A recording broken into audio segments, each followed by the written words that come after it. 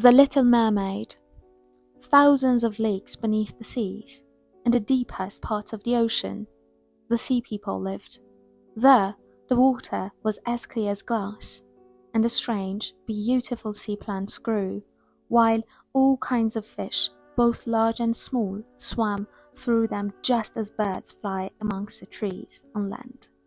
The ruler's palace was located in the deepest part of the sea.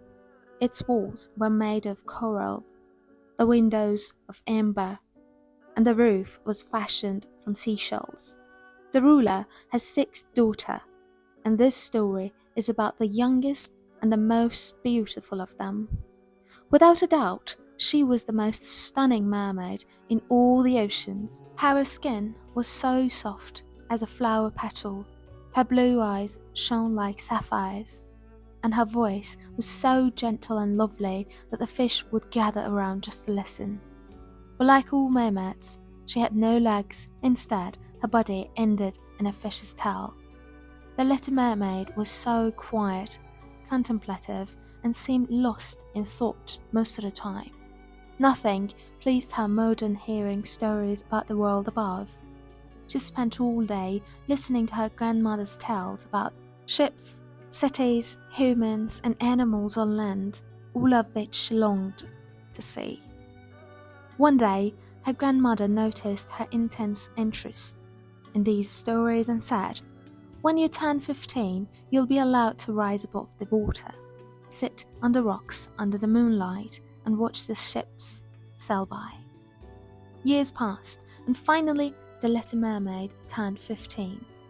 When she surfaced for the first time, the sun was setting in the horizon, and twilight had arrived. The clouds were red and golden, and the stars were beginning to appear, shining like jewels in the sky. The sea was calm, and the air was fresh and pleasant. The Little Mermaid thought to herself that the world was even stranger and more beautiful than she had imagined.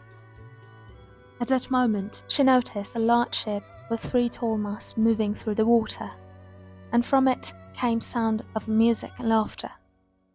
As the night darkened, hundreds of colorful lanterns suddenly lit up the ship. The mermaid swam closer and peered through the cabin windows. Inside, she saw several men dressed in fine clothing, but it was a young, handsome prince with dark hair and eyes who caught her attention. That night, his friends were celebrating his birthday in grand style aboard the ship.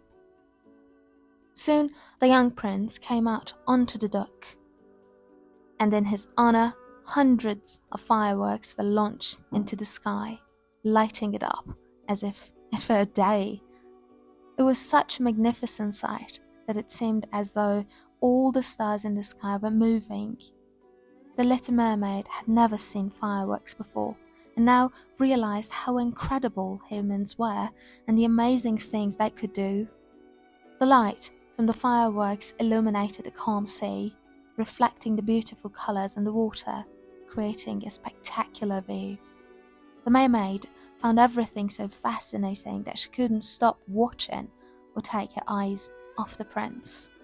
Suddenly, a loud roar filled the air, and dark clouds appeared in the sky. After a fierce flash of lightning, a storm began to rage. The violent waves of the sea, like black mountains, surrounded the ship, tossing it about like a small toy, eventually overturning it. The Little Mermaid witnessed the ship break apart and sink, and in fear, she dove beneath the water. But when she realized that the young prince was drowning, she swam towards him without hesitation and with great difficulty managed to keep him afloat. Had it not been for her, the prince surely would have drowned. The Little Mermaid held him above the water, and the waves helped carry them towards the shore. As dawn broke, the storm had calmed, but there was no sign of the ship or its crew. They reached a small bay, and the mermaid, half submerged in water, led the young prince on the warm sands of the shore, caring for him and turning his face towards the sun to help him recover. She hid behind the rocks, keeping a close eye on him. Soon, a young woman approached, and she reached the prince. He began to recover and smiled at her. Hand in hand, they walked away together, leaving the little mermaid feeling heartbroken and sorrowful as she returned to her family in the ruler's palace. When she told her sisters what had happened, one of them recognized the young prince, knowing which country he came from, and even the name of his father, the ruler of that land. From that day on, the little mermaid would rise to the surface at dusk, hoping to see the prince again and hear his voice. The prince lived in a grand and beautiful palace made of amber and white marble, close to the shore. Days passed, and every day the mermaid returned to the surface. One day, she asked her wise grandmother, "Do humans live forever if they don't drown or die of something similar?" Her grandmother replied, "They are much like us, but as you know, we live for 300 years, while their lives are much shorter. The other difference is that we turn into sea foam when we die, and that foam drifts on the sea. But when humans die, they are buried in graves. Also, we don't have souls, but humans do, and their souls live on even after their bodies have turned to dust." After hearing all this, the little mermaid sighed wistfully and said to her grandmother, "I don't want to live for 300 years, but I wish to become human, and I want to know if there's a way for me to gain an eternal soul like humans." Her grandmother replied, "Yes, my child, there's only one way, and that is if a man loves you more than he loves his parents and promises to be faithful to you forever. His soul will flow into your body, and you will share in human joy." Although we think our tails are the most beautiful part of our bodies, humans find them ugly and repulsive. They believe that a beautiful body must have legs, though to us they don't seem beautiful at all. The little mermaid sighed, looking down at her tail, which now seemed to be the barrier between her and happiness. She could not stop thinking about the world on land and the handsome prince, and the thought of not having an eternal soul filled her with grief. So she made her decision and went to visit the only one who could help her, the sea witch. The witch was a very old, hideous woman who greeted the little mermaid and said, "I know why you've come to me. You want me to give you legs instead of a tail, so that the young prince, would fall in love with you, and you'll find happiness and gain an eternal soul. Very well. I'll give you a special potion, but before sunrise you must swim to the shore and drink it. Then your tail will turn into legs, but you'll feel unbearable pain in your feet. However, once that happens, you'll become the most beautiful creature on land, and you'll be able to walk better than anyone else, though every step will feel like you're walking on the edge of a sword. Are you ready to endure all this suffering? Think carefully before you make your decision, child." The little mermaid shivered, but replied with a firm voice, "Yes, I've made up my mind. I want to have legs." The witch said, "But remember, once you become human, you can never go back to being a mermaid with a tail. And if the prince doesn't love you, you won't gain an eternal soul. If he marries someone else, your heart will break, and you will turn into sea foam." The little mermaid confidently responded, "Even so, I'm sure of what I want." The witch said, "But first, you must pay for my help. In exchange for this magic potion, I want the best thing you've got, your voice, the most beautiful thing in all the seas." The little mermaid asked, "But if you take my voice, how will I win the prince's heart?" The witch replied, "You've got a beautiful body and a lovely face. That's enough to win everyone's heart. Your eyes are so expressive they can speak for themselves." And so, in exchange for the magic potion, the sea witch cut at the little mermaid's tongue, rendering her unable to speak ever again. Just before sunset, the little mermaid reached the prince's palace and sat on one of the rocks along the shore. She drank the magic potion, and as soon as she did, Unbearable pain surged through her frail body, causing her to faint. When the morning sun rose, the little mermaid awoke to find the young prince standing over her, looking at her. She noticed that her tail had turned into two beautiful white legs. The prince asked her who she was and where she came from, but all she could do was smile at him with her sad blue eyes. The prince took her by the hand and led her into the palace. Each step the little mermaid took caused her terrible pain, just as the witch had warned, but she bore it all willingly for the prince's sake. In the palace, she was treated with such kindness that it seemed she had become part of the family. She was given beautiful clothes and everyone was captivated by her beauty, especially the young prince, who believed she belonged to him, that she was someone he had found and must keep forever. Each night, the little mermaid danced for hours, even though her feet ached and the pain was unbearable. She did it all to please the young prince.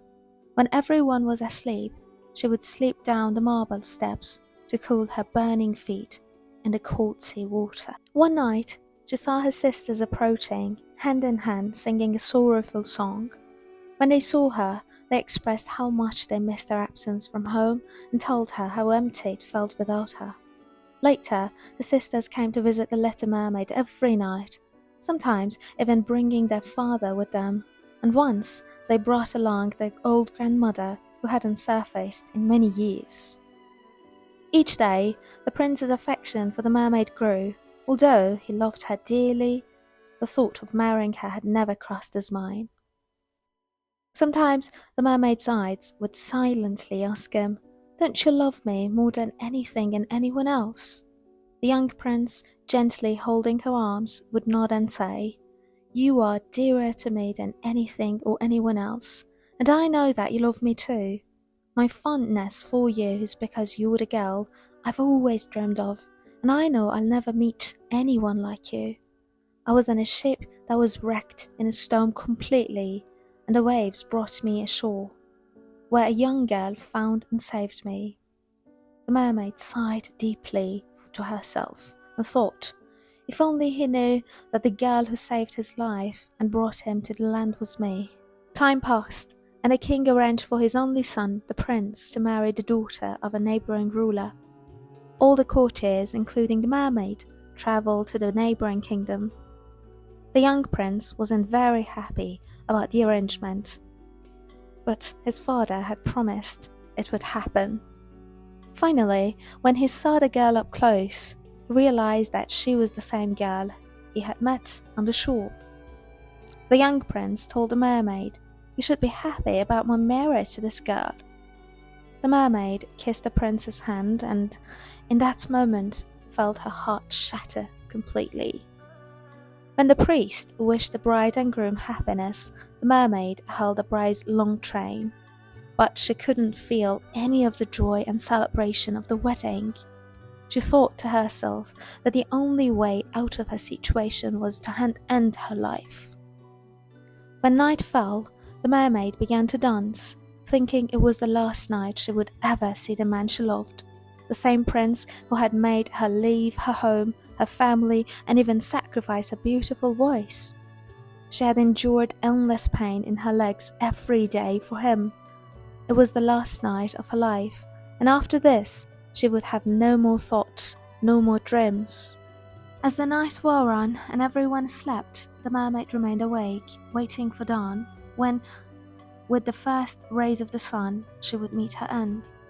But at that moment, she saw her sisters emerging from the water, and to her surprise, she noticed that they all had cut off their long, beautiful hair. They said to her, "We gave our hair to the sea witch in exchange for a way to save you from death. She gave us a knife and said that before sunrise you must plunge it into the prince's heart. The moment his warm blood touches your feet, they will turn back into a towel and you will become as you were once and escape death. But hurry, the sun will rise soon, and if you don't do that, you will die." The mermaid, holding the knife, made her way to where the young prince slept.